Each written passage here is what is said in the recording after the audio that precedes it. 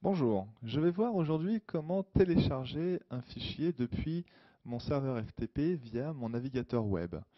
Alors, première étape, je me dirige donc sur mon navigateur web, en l'occurrence dans l'exemple ici Internet Explorer. Je l'ouvre et je me rends sur l'adresse de mon FTP.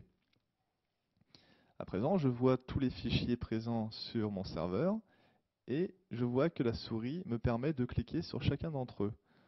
Je vais commencer par le premier fichier qui est un fichier texte. Si j'effectue un clic gauche dessus, il s'ouvre et là j'ai alors plusieurs choix qui s'offrent à moi.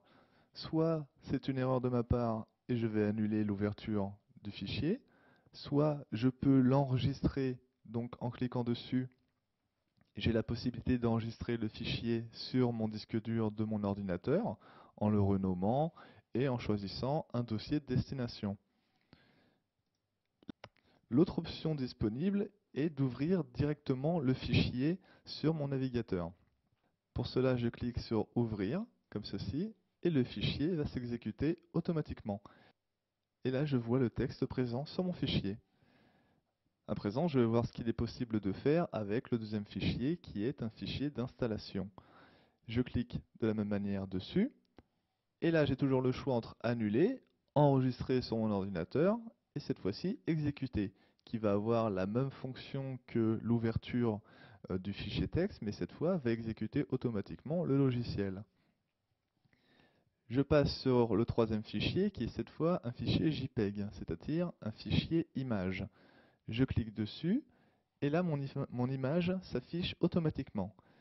Donc, comment faire pour l'enregistrer? C'est très simple. Je fais un clic droit sur l'image, le menu s'affiche et je choisis Enregistrer l'image sous. Je clique dessus et là je choisis le bureau, enfin le dossier de destination où je veux enregistrer mon image. Je reviens en arrière à l'aide de la flèche précédente du navigateur, comme ceci.